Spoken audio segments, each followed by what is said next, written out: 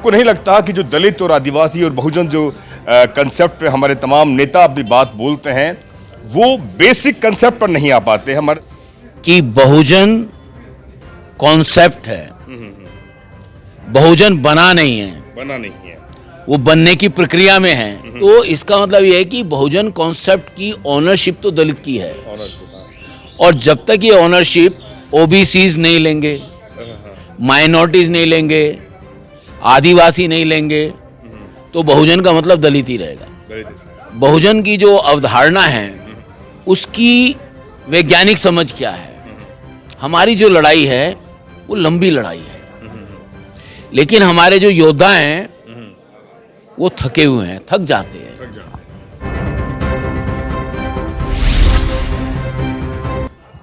नमस्कार, मैं डॉक्टर महेश वर्मा और मैं इस समय मौजूद हूं जयपुर में अम्बेडकर वेलफेयर सोसाइटी में, और मेरे साथ हैं अशोक भारती जी। कुछ देर पहले उन्होंने अपनी बात को रखा है कि भारत में खासतौर पे जो दलित, आदिवासी और जो वंचित समाज है वह अपने मुद्दों को पहचाने। राजनीति, नेता, चुनाव, ये आपको टाइम टू टाइम आपको बदलाव तो करती है, लेकिन बहुत लंबे समय तक बदलाव नहीं करती। अगर आप वाकई रूट पे काम करना होगा तो जो मुद्दे हैं, ज़मीनी मुद्दे, उसी पर मैं आपसे बात करना चाह रहा हूँ, और उसी मुद्दे पर आप लगातार काम कर रहे हैं। कि आपको नहीं लगता कि जो दलित और आदिवासी और बहुजन जो कंसेप्ट पे हमारे तमाम नेता अपनी बात बोलते हैं वो बेसिक कंसेप्ट पर नहीं आ पाते? हमारे दर्शक यही जानना चाहते हैं। जी महेश जी, एक तो आपके दर्शकों को सबको मेरा क्रांतिकारी जय भीम। और मैं समझता हूँ कि हम एक बात को हमें ज़रूर समझना है कि बहुजन कॉन्सेप्ट है, बहुजन बना नहीं है, वो बनने की प्रक्रिया में है। लेकिन क्या बहुजन बनाने की प्रक्रिया में हम इनफ टाइम दे पा रहे हैं, इन्वेस्ट कर रहे हैं? ठीक है, मैं अगर यहाँ पूछना चाहूँ या कहीं भी जो बहुजन की मीटिंग होती है उसमें कितने आदिवासी हैं, कितने गैर दलित हैं और कितने दलित हैं, तो आपको पता लगेगा कि जो हम बहुजन की बात करते हैं उसमें 95% या 85% दलित हैं, 90% ज़्यादा हो जाएंगे। ये समझना हमें बिल्कुल है। तो इसका मतलब ये है कि बहुजन कॉन्सेप्ट की ओनरशिप तो दलित की है, और जब तक ये ओनरशिप ओबीसीज नहीं लेंगे, माइनॉरिटीज नहीं लेंगे, आदिवासी नहीं लेंगे, तो बहुजन का मतलब दलित ही रहेगा। तो एक बात तो ये, और ये हमें समझना है कि बहुजन की जो अवधारणा है उसकी वैज्ञानिक समझ क्या है? हम किस आधार पे बहुजन को बनाना चाहते हैं? क्या हमारे कोई सामाजिक आधार है? क्या हमारे कोई राजनीतिक आधार है? क्या हमारे कोई सांस्कृतिक आधार है? क्या हमारे कोई आर्थिक आधार है? हम देखेंगे, हम जिनको बहुजन बनाने की बात कर रहे हैं उन सबके सामाजिक, आर्थिक, सांस्कृतिक और राजनीतिक हित भी अलग अलग हैं। जब तक हमारे हित एक नहीं होंगे तब तक हम एक समाज का निर्माण नहीं कर सकते।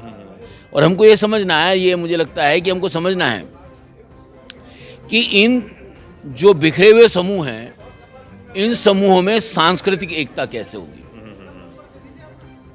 सांस्कृतिक एकता के लिए हमारी पीड़ा है, हमारा उत्पीड़न है, वो आधार बन सकता है, लेकिन हमको अगर इन सबको जोड़ना है तो हमारे पॉजिटिव वैल्यूज़ क्या हैं, सकारात्मक कदम क्या है हमारे।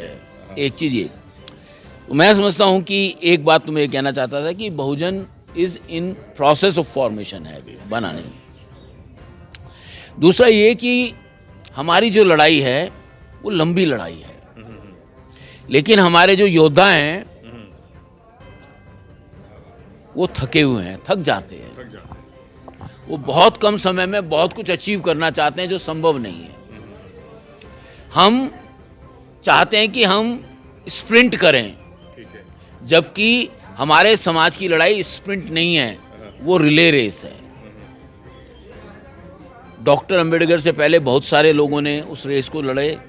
डॉक्टर अंबेडकर के हाथ में बैटन आई, वो एक दूरी तक गए, उसके बाद फिर कुछ और लोगों ने बैटन ली, फिर कांशीराम साहब ने बैटन ली। तो हमको समझना है कि हमारी रिले रेस है, लेकिन हम क्या कर रहे हैं कि इस रेस में हम एक चीज़ भूले जा रहे हैं कि हमारी रेस में हम अचीव क्या करना चाहते हैं, हमारा कंटेंट क्या है। हम ये बात है कि पिछले 76 साल के दौरान हमने बहुत तरक्की की है, इसमें कोई शक नहीं है। छुआछूत की घटनाओं की भी कमी हुई है, लेकिन हमें ये भी समझना है कि अभी भी हमारी लड़ाई ख़त्म नहीं हुई है। अब लड़ाई का तौर तरीके में बदलाव आया है। क्या है कि हमको ये देखना है कि बदलती दुनिया, केवल भारत नहीं बदल रहा है, दुनिया बदल रही है, पूरी दुनिया बदल रही है। पूरी दुनिया बदल रही है तो भारत भी उसके हिसाब से बदलेगा। जब दुनिया बदल रही है, भारत बदल रहा है, तो हमें समझना है कि दलित क्यों नहीं बदल रहे हैं, ये हमारा सवाल है। और दलितों को बदलने का मतलब ये है कि अब हम सरकार की कृपा पर निर्भर नहीं रह सकते। बहुत बढ़िया बात कही आपने। ठीक है, हम हर जगह अपना हाथ फैला के मांगने की प्रक्रिया में नहीं रह सकते। तो हमारे जो भी पढ़े लिखे, समझदार, बुद्धिजीवी, जिनके पास साधन है, संसाधन हैं, उनको तय करना पड़ेगा, उनको समझना पड़ेगा कि ये संसाधन क्या केवल आपके पास अपने लिए या समाज की भी हिस्सेदारी है कुछ इसमें। तो जिसके पास पैसा है वो समाज के विकास के लिए पैसे, इंस्टीट्यूशनल स्ट्रक्चर में पैसा लगाए। जिसके पास बुद्धि कौशल है वो अपनी बुद्धि कौशल लगाए समाज के विकास के ढांचा बनाने के लिए।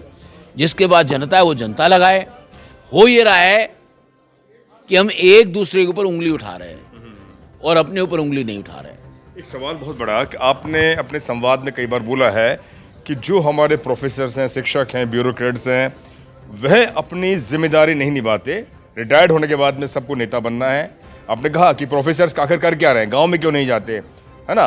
और एक सवाल ये है कि क्या आपको वाकई लगता है कि 2024 का जो हवा बनाया जा रहा है कि संविधान खतरे में आ जाएगा, आगे कुल्हड़ और पीछे झाड़ू हो जाएगी, ये तमाम सारी चीज़ें, क्या ये सारे जो हमले हैं सिर्फ और सिर्फ दलितों पर ही होंगे या पूरे ओवरऑल सब पे होंगे, या ये सब बातें बेमानी हैं? देखिए, मैं ये कहना चाहता हूँ कि ये बात तय है कि जो लोग अपने लिए राजनीतिक लीडरशिप में स्पेस ढूंढ रहे हैं वो बहुत डरे हुए हैं, वो घबराए हुए हैं, इनसिक्योर हैं, असुरक्षित हैं।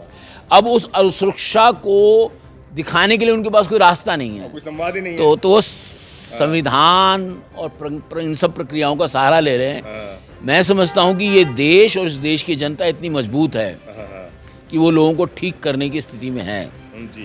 और मुझे नहीं लगता कि ऐसा कोई, निश्चित तौर पर जो भी सरकार आती है वो अपने लोगों के लिए, हित के लिए काम करती है। ये ब्राह्मणवादी सरकार है तो ब्राह्मणवादी का फायदा करेगी, मनुवादियों की सरकार है, मनुवादियों को फायदा करेगी। ठीक है, आप बताइए ना, राजस्थान में हम खड़े हैं, यहाँ भी तो संविधान खतरे में था। बिल्कुल था। मैं 5 साल पूरे मैं कह रहा हूँ। तो यहाँ पर आपने क्यों सरकार आने दी? बिल्कुल है, यहाँ तो आपने वो सरकार जिता दी। जिसके बुनियाद पर ईवीएम की बात कही जा रही है, राहुल गांधी, कांग्रेस, वो पूरे माहौल को बनाने का बहुत बड़ा मादा उनका है। उन्होंने जिस माहौल, देश में माहौल बना दिया और आज वो कहते हैं कि संविधान खतरे में है, तो मुझे लगता है कि वो हमारे लोगों को भोला समझ रहे हैं। देखिए, हमारे लोगों का तो जो है ना इमोशनल अटैचमेंट है। आज से 2, 3, 4 साल पहले, 2 साल पहले, 3 साल पहले इस देश का संविधान खतरे में नहीं था। ये 3-4 साल से चल रहा है कि संविधान खतरे में, संविधान खतरे में है। भाई, ये संविधान अगर खतरे में आया है तो हमको ये समझना है कि संविधान को दलितों ने आत्मसात किया है। आपने क्यों नहीं आत्मसात किया? आपके लोगों ने क्यों नहीं आत्मसात किया? ब्राह्मण ने, ठाकुर ने, बनिए ने, अगड़ों ने, इन्होंने क्यों नहीं? अगर आप कह रहे हैं कि संविधान खतरे में, तो आपने अभी तक संविधान को लागू करवाने के लिए क्या करवाया आपने? हमें ये समझना है कि मैं इसको ऐसे देखता हूँ, और ये थोड़े कठोर शब्द हैं और मुझे लगता है इसमें मेरी आलोचना भी होगी, मेरी छिछलेदारी भी होगी। संविधान को लागू कराना कोई दलितों ने ठेका नहीं ले रखा। बहुत बड़ी बात बोली, ये सही है। ये संविधान को लागू कराने का ठेका जितना दलितों का है उतना ही गैर दलितों का भी है। बिल्कुल है।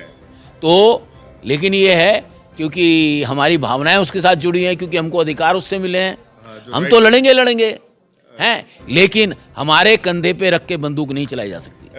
भारती साहब, इसमें एक संविधान के जो आर्टिकल्स हैं, आर्टिकल 16 और आर्टिकल आपके फंडामेंटल राइट्स हैं और है ना, मुझे लगता है कि जो फंडामेंटल राइट्स है और रिप्रेजेंटेशंस की बात है, उसके अलावा दलितों को पूरे संविधान में ऐसा कौन सा विशेष मिल रहा है जो औरों को नहीं मिल रहा है? देखिए, ये संविधान दलितों को मौलिक तौर पर एक चीज, दलितों को, महिलाओं को, ओबीसी को जी और माइनॉरिटीज को एक चीज देता है। वो इस बात की उनको गारंटी करता है कि वो देश की पूरी संकल्पना के हिस्से हैं। हाँ, ठीक है। मुगलों के ज़माने में, मुस्लिम दौर में, या राजपूतों के ज़माने में, या सवर्णों के ज़माने में हम सरकार के हिस्से नहीं हो सकते थे। नहीं हो सकते थे, बिल्कुल नहीं। लेकिन इस दौर में संविधान ने हमें ये ताकत दी कि हम सरकार में शामिल हो सकते हैं, सरकार के हिस्से हैं। तो मैं समझता हूँ, इसलिए हमें ये समझना है कि ये जो संविधान है हमको अधिकार देता है, हमको बराबरी का हक देता है, हमारे साथ छुआछूत पर प्रतिबंध करता है, लेकिन बाकी लोगों को भी ये अधिकार देता है। तो ये केवल हमारे ही अधिकारों का दस्तावेज नहीं है, ये देश के प्रत्येक महिला, पुरुष, बच्चे, बुजुर्ग सबके अधिकारों का दस्तावेज है। संविधान हम सबके अधिकारों का दस्तावेज है, और इसलिए इसका ठेका केवल दलितों के पास होने की बजाय सबके पास होना चाहिए। सबके पास होना चाहिए। तो आपको लगता है कि जिस राजनीतिक पार्टी को हम सोच रहे हैं कि ये सत्ता में आनी चाहिए, क्या वो वाकई वो लोग ईमानदार हैं? क्योंकि कई बार मुझे लगता है कि तमाम जो गठबंधन बन रहे हैं उसमें जो राजनीतिक पार्टियां हैं उनका कोई धनीधोरी नहीं है, वो कब पासा पलट जाएं और अंत में हम रोता रो जाएं। देखिए, हमारे देश की जो राजनीति है वो पूरी तरह से भ्रष्ट, बेईमान और अनैतिक हो चुकी है जी। और जिस देश की राजनीति और उस राजनीति के नेता बेईमान, भ्रष्ट और अनैतिक हो जाएं, वहाँ राजनीति में ऑपरेशन की ज़रूरत है। उसकी शल्य चिकित्सा होनी चाहिए, उसकी सर्जिकल ट्रीटमेंट होना चाहिए, और मुझे लगता है इसकी उम्मीद मौजूदा नेताओं से हम नहीं कर सकते। नए तरह के नेता चाहिए। इकोनॉमिक डेवलपमेंट पर आप तमाम बात अपने आंकड़े रखते हैं, क्या आपको लगता है कि क्या भारत पहले के मुकाबले जब बताया जाए कि तीसरी महाशक्ति, तीसरी अर्थशक्ति बनने को जा रहा है या पांचवी इस समय है, क्या वाकई ज़मीनी स्तर पर बदलाव आ पाए हैं या सब अभी आंकड़ों का ही झोल है? देखिए, हमको ये समझना है, हमारी आबादी 140 के आसपास है, मतलब 140 करोड़ के आसपास है। हम किन शक्तियों से अपनी आर्थिक तुलना कर रहे हैं? अमेरिका की कुल आबादी 22 करोड़ है, 25 करोड़ होगी, ठीक है। तो कहाँ 25 करोड़, कहाँ 25 करोड़ के लोग हमसे इकोनॉमी में कितने आगे, हमें ये समझना है। हमको झुंझुना बजा के दिखाया जा रहा है कि हम तीसरी शक्ति बन जाएंगे, पांचवी शक्ति बन जाएंगे। अरे बने क्यों नहीं? और अभी भी हम दूसरी तीसरी श्रेणी के लिए लटकते रहेंगे क्या? हैं? मैं समझता हूँ कि हमारे यहाँ जो फंडामेंटल इशू है, हमारे यहाँ लो प्रोडक्टिविटी है, लो इन्वेस्टमेंट है, लो रिटर्न है। तो ये सारी चीज़ें हमारे यहाँ, इतनी बड़ी मैन पावर है, उसके लिए रोज़गार नहीं है। आप सबको रोज़गार दे दीजिए, आप तो टॉप इकोनॉमी बन जाएंगे। तो आप लोगों को रोज़गार देने के लिए इन्वेस्टमेंट क्यों नहीं करवा रहे हैं? केवल एक या दो व्यक्तियों को सारा पैसा ट्रांसफ़र करने से, सबको मतलब कि जो है पूंजीपतियों को सारा पैसा सौंपने से इस देश का विकास नहीं होगा। इस देश के लोगों में इन्वेस्टमेंट चाहिए, पूंजीपतियों में इन्वेस्टमेंट नहीं चाहिए। सरकार की प्रायोरिटी पूंजीपतियों में इन्वेस्टमेंट की है, देश के लोगों में इन्वेस्टमेंट की नहीं है। अगर देश के लोगों में इन्वेस्टमेंट की होती तो एजुकेशन का इतने बड़े पैमाने पर प्राइवेटाइजेशन क्यों होता? कॉलेजों की फ़ीसें क्यों बढ़ती? स्कूलों की फ़ीसें क्यों बढ़ती? IIM की फ़ीस क्यों बढ़ती? मेडिकल की फ़ीस क्यों बढ़ती? अरे यहाँ इन्वेस्ट कीजिए ना। यहाँ जो डॉक्टर्स हैं वो आपके देश के डॉक्टर्स हैं, यहाँ इंजीनियर आपके देश के इंजीनियर, यही आपके देश को बनाएंगे, ये प्रोफेशनल बनाएंगे, ये वकील बनाएंगे। लेकिन आप उनकी एजुकेशन पे इन्वेस्ट करने की बजाय आप कैपिटलिस्ट पे इन्वेस्ट कर रहे हैं। तो ये हमें समझना है। पॉलिटिकल रिप्रेजेंटेशंस पे तो हमारा इजाफा हुआ है, हमारे सांसद विधायक बने हैं, लेकिन क्या आरक्षण का जो बुनियादी ढांचा था उससे हमारा ये समाज, दलित, आदिवासी, वंचित है, वो एम्पावर हो पाया है या अभी बहुत लंबा समय लगेगा? नहीं, देखिए, आरक्षण का निश्चित तौर पे बहुत फ़ायदा हुआ है। आप भी उसके प्रोडक्ट हैं, मैं भी उसके प्रोडक्ट हूँ। और लेकिन एक समय के बाद अगर किसी भी कार्यक्रम का अगर जनता में विस्तार ना हो तो फिर वो स्टैग्नेट कर जाता है। मुझे लगता है कि आरक्षण चूंकि नए रोजगार बन नहीं रहे हैं तो ये स्टैग्नेट हो गया है। तो हमें सरकार को ये समझना है कि हमको केवल जॉब्स में रिजर्वेशन नहीं चाहिए, हमें अब ठेकों में भी चाहिए, हमें सप्लाई चेन में भी चाहिए, हमें लैंड सरकार जो बांटती है उसमें भी चाहिए, हमें जो सरकार तमाम माइंस हैं उस सब में चाहिए। तो अब इस रिजर्वेशन को केवल नौकरी के दायरे से निकालकर जीवन के हर क्षेत्र में सकारात्मक कदम लाने की जरूरत है, एफर्मेटिव एक्शन लागू करने की जरूरत है। क्या लगता है कि सरकारें जो हैं इस और कदम बढ़ाएंगी? अगर दबाव पड़ा तो प्रेशर ग्रुप देखिए, ये है कि जो ले है अपने बल पे ले है। गुरु तेग बहादुर ने, गुरु गोविंद सिंह ने कहा था, जो ले है अपने दम पे ले है।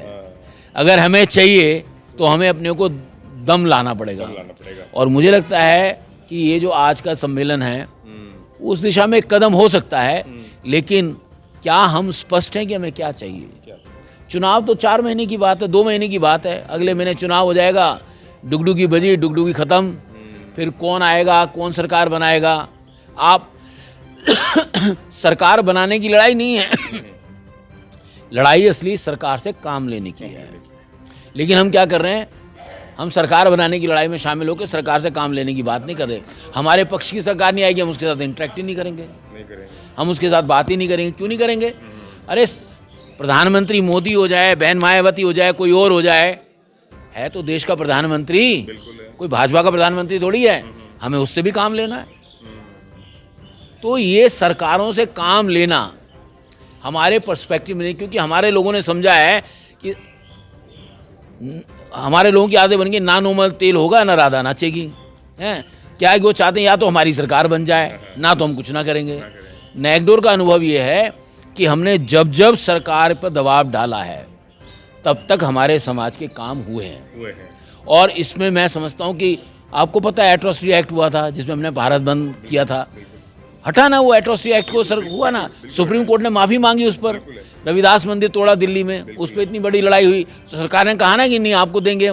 सुप्रीम कोर्ट जिसने फाइल उठाकर फेंक दी थी उसने अपने आप कहा कि फाइल ले आओ, हम करते। तो अगर हमारे पास दृष्टि नहीं है, जिसको विजन कहते हैं, अगर विजन नहीं है तो हम सही रणनीति नहीं बना पाएंगे। आपने संस्थान की बात कही थी, प्रेशर ग्रुप के लिए हमारा वो अभाव है। और जो भी संस्थान हैं या जो इंस्टीट्यूट्स हैं हमारे, वो बहुत ज़्यादा ईमानदार नहीं है। उनको सबको सत्ता चाहिए और अंतोगत्वा सत्ता 2, 4, 5 महीने के अंदर सीट पर बैठना है। और जो वोट कर रहा है, जो आवाम है, वो बेचारी रह जाती है। अब मुझे ये बताइए, अभी यहाँ 3-4 पॉलिटिकल दलितों के 3-4 पॉलिटिकल पार्टी के नुमाइंदे उसमें मिला यहाँ पर।